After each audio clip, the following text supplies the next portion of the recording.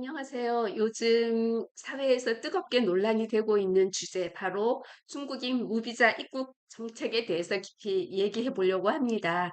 중앙일보 9월 14일자 기사를 보면 롯데 면세점 직원들은 지난 10일에서 12일 2박 3일간 중국을 찾아 발로 뛰었다. 이달 말부터 무비자 입국이 허용되는 중국인 단체 관광객을 유치하기 위해서다. 그래서 현지 여행사 등 30여 곳의 관계자들과 만나서 협력 방안을 논의했다라는 기사가 있고요.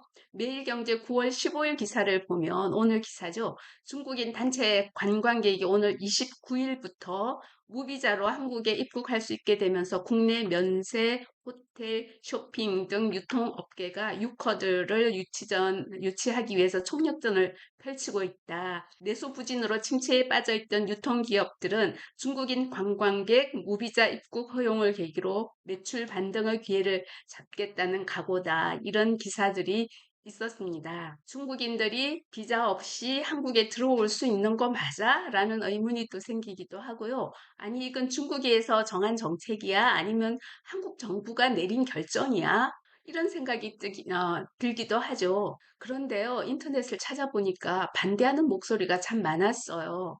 그래서 이 궁금한 것들에 대해서 좀 생각을 해보고 저도 이것저것 찾아보았습니다. 오늘 영상에서 먼저 정책의 실제 내용이 무엇인지, 이것이 중국 정책인지 아니면 한국 정부의 결정인지, 한국 정부는 어떻게 대처하고 있는지, 또 사람들이 반대하는 이유는 무엇인지, 그리고 중국인 무비자 입국이 우리나라에 끼치는 어떤 영향들까지 한 번에 제가 생각을 좀 해보았습니다. 먼저 중국인 무비자 입국이 사실일까요? 이것이 중국 정책일까요? 또는 한국 정책일까요? 사실 먼저 확인부터 해봐야 되겠죠. 네, 사실이에요. 중국인 무비자 입국을 허용한다는 거. 한국 정부는 중국인 단체 관광객을 대상으로 최대 15일 무비자 체류를 허용하는 정책을 2025년 9월 29일부터 2026년 6월 30일까지 한시적으로 시행하기로 했다라는 얘기입니다. 여기서 중요한 것은 단체 관광객이라는 점이에요. 개인 자유 여행객이 무비자로 들어올 수 있는 것은 아니고 3인 이상 단체, 중국 정부가 승인한 여행사를 통해서 입국하는 경우, 그리고 동일 항공편이나 선박으로 입국 출국을 함께 하는 경우라는 조건이 붙어 있습니다. 즉 인터넷에서 떠도는 그런 중국인 모두가 무비자로 입국이 가능하다 하는 것은 사실과 다른 거예요. 그러니까 조건부 단체 무비자라는 점을 먼저 우리가 알아야 될 것 같아요. 많은 분들이 헷갈려 하시는 부분이 있습니다. 이번 중국인 무비자 한국 입국 제도는 한국 정부가 만든 정책입니다. 한국 정부가 관광 활성화와 한중 교류 회복을 위해서 한시적으로 시행하는 조치이지 중국에서 강제로 요구한 정책은 아니라고 제가 찾아보니까 그렇게 되어 있었습니다. 물론 중국 역시 작년 말부터 한국인을 포함한 여러 나라 국민에게 15일에서 30일 단기 무비자를 시행하고 있습니다. 그래서 한국 정부가 이번에 단체 무비자를 허용한 것은 일종의 그런 상호 교류 조치라고 볼 수 있습니다. 즉 중국이 한국인에게 무비자 혜택을 열어줬으니까 한국도 중국인 단체 관광객에게 조건부 무비자를 허용한 거라는 그런 의미를 가지게 게 아닐까 이런 생각이 들고요. 왜 지금 이 시점에서 그런 이제 무비자 허용에 대한 뉴스가 이렇게 크게 대두되었는가 하는 것을 생각해 보니까 한국 정부가 추석 시전에 이 제도를 시행한 이유가 있지 않을까라는 생각을 해봅니다. 첫째는요, 관광 산업의 회복입니다. 코로나19 이후에 한국 관광 산업이 큰 타격을 입었잖아요. 일본, 태국 등 아시아 경쟁국은 이미 무비자 혜택을 확대하면서 외국인 관광객 유치에 적극적으로 나서고 있었어요. 근데 한국은 그대로 뒤처질 수 없으니까 한국도 더 이상 그대로 있을 수는 없는 그런 상황이 된 거죠. 두 번째는요, 중국의 골든위크 효과입니다. 중국은 매년 10월 초 중추절과 국경절이 겹치는 긴 여유는 있어요. 이 시기를 골든위크라고 부르는데요. 수억 명의 중국인이 해외여행을 떠나는 시기예요. 한국 정부는 이 기간에 중국인 관광객을 끌어오기 위해서 추석 직전에 제도를 시작하는 겁니다. 세 번째는요, 외교적 메시지도 있다라고 생각이 듭니다. 한국과 중국의 관계는 최근 몇 년간 정치적으로, 경제적으로 쉽지 않은 건 사실이잖아요. 인적 교류와 관광은 양국 관계를 완화하는 완충 역할을 할 수 있습니다. 단체 무비자 교류 세계를 위해서 상징적인 어떤 조치이기도 하지 않을까 하는 생각을 해보았습니다. 이번 무비자 제도는 아무 제약 없이 열어준 것이 아니에요. 몇 가지 조건이 있는데요. 첫 번째, 사전 명단을 심사한다는 거죠. 여행사에서 단체 관광객의 명단을 입국 전에 제출하면 정부가 심사하는 거예요. 입국 금지 기록이나 불법 체류 이력이 있는 사람은 걸러낼 수 있어요. 그다음 무단 이탈률 2%를 초과할 때는 규제하는 거예요. 단체 관광객 중에서 2% 이상이 무단 이탈하면 해당 여행사는 즉시 이 지정에서 제외되게 됩니다.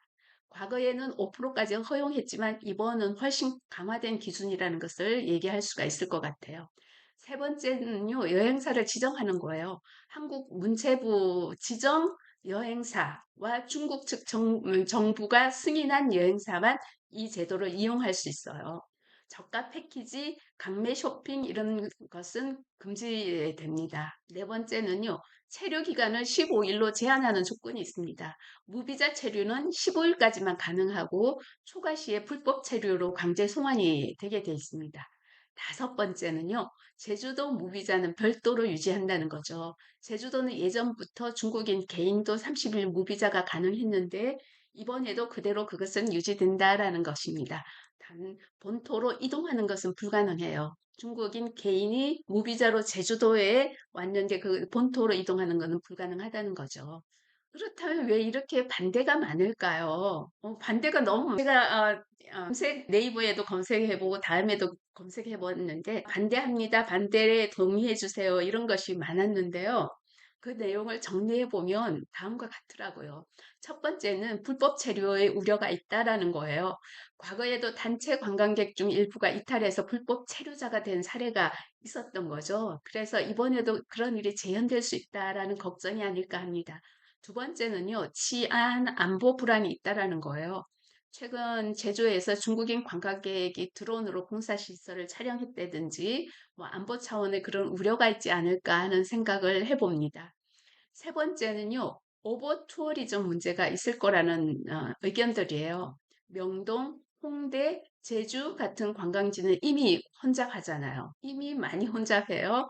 여권을 가지고 비자를 받아서 온 관광객들도 많아서 혼잡한데 중국 단체 관광객까지 몰리면 생활 불편이 심해질 거라는 불만 내용이 있었어요. 다섯째는요, 정치적인 불신입니다. 일부에서는 이번 정책이 선거용이 아니냐 하는 그런 의혹을 제기하는 내용도 있었어요. 공식적으로는 근거 없는 주장이라고 저는 생각합니다. 그럼에도 여러 불신들이 나와 있어서 표현되고 있었습니다. 그러면 중국인 무비자 입국이 사실은 이제 여러 여론을 조성하고 뭐 이렇게 찬반 여론이 많던데 어떤 효과가 있는가 이렇게 나름대로 생각을 해보았습니다. 첫 번째는 물론 부정적인 효과도 존재합니다. 긍정적인 측면도 분명히 존재하고 부정적인 측면도 존재하는데요. 제가 생각하기엔 요즘 한국 경제가 너무 어려운 건 다 체감하고 계시잖아요. 물가가 너무 비싸고 그리고 뭐 여러 경제 전문가들이 한국 경제가 굉장히 어렵다 이런 얘기들을 많이 하고 있어요. 그런 면에서 경제적인 효과를 한번 생각해 본다면 첫째는 관광 또는 소비 진작이 될 것이라는 거죠. 중국인 관광객은 1인당 지출액이 다른 나라 관광객보다 꽤 높습니다. 항공사, 호텔, 면세점, 화장품 업계가 직접적인 수혜를 볼 수 있다라는 생각을 할 수가 있을 것 같아요. 두 번째는요, 한중 교류 회복이 되지 않을까 하는 생각을 해봅니다. 중국이 한국인에게 무비자를 열어준 것처럼 한국도 중국인에게 문을 열어주는 상호주의 정책은 양국 교류 회복에 긍정적인 신호를 줄 거다라는 생각을 합니다. 세 번째는요, 지역 경제 활성화가 될 것이다. 대규모 단체 관광이 방문하는 지역에는 숙박, 식당, 교통, 기념품 상점 등 다양한 업종이 매출 증가 효과를 누릴 수 있지 않을까 이런 생각을 해보았습니다. 먼저 긍정적인 효과를 짚어보았으니까 부정적인 효과도 당연히 있겠죠. 많은 사람들이 인터넷에 걱정하는 그런 우려되는 부작용이 있을 수가 있을 것 같아요. 첫 번째는요, 불법 체류가 증가할 것이다. 이제 예측이고 사실 팩트는 아닌 거죠. 제도의 허점을 이용해서 무단 이탈 후에 불법 취업으로 이어질 수 있다는 걱정인데요. 제가 개인적으로 생각하기는 중국도 경제가 굉장히 많이 발전해서 한 5년 전, 10년 전처럼 그렇게 불법 체류하는 사람들이 많을까라는 거는 좀 생각을 하고 있어요. 두 번째는요, 지역 혼잡과 생활 불편이 있을 것이다라는 의견이 있었어요. 오버 투어리즘으로 인해서 소음, 시끄럽잖아요. 쓰레기, 교통 문제는 주민 불만을 일으킬 수 있다라는 생각을 하고, 세 번째는 경제 효과가 그렇게 클까? 한계 있을 것이다라는 생각인데요. 최근에 중국 젊은 세대는 해외여행에서 지출을 굉장히 줄이는 그런 경향을 보인다고 해요.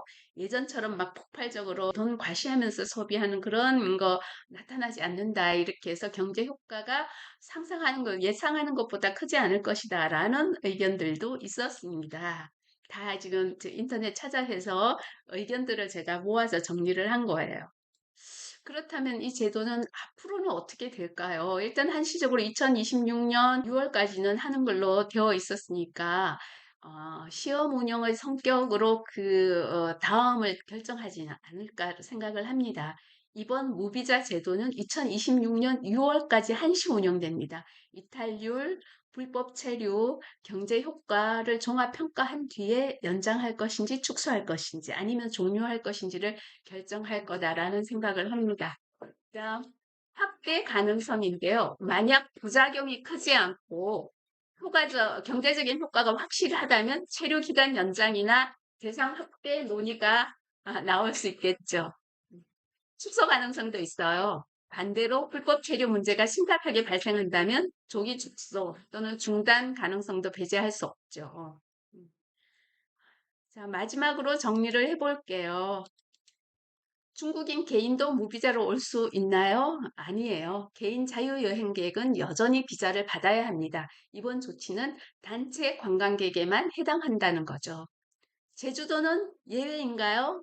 네, 맞아요. 제주도는 오래전부터 중국인 개인도 무비자 입국이 가능합니다. 단 본토로 이동하는 것은 불가능합니다. 세 번째 퀘스천. 한국인도 중국 갈 때 무비자인가요? 네, 맞습니다. 중국은 한국인을 포함해 일부 국가 국민에게 15일에서 30일간 단기 무비자 입국을 허용하고 있습니다. 오늘은 중국인 무비자 입국 정책에 대해서 살펴보았습니다. 정리하자면 이번 정책은 한국 정부가 만든 중국 관광객 단체 무비자 제도라는 것이고요.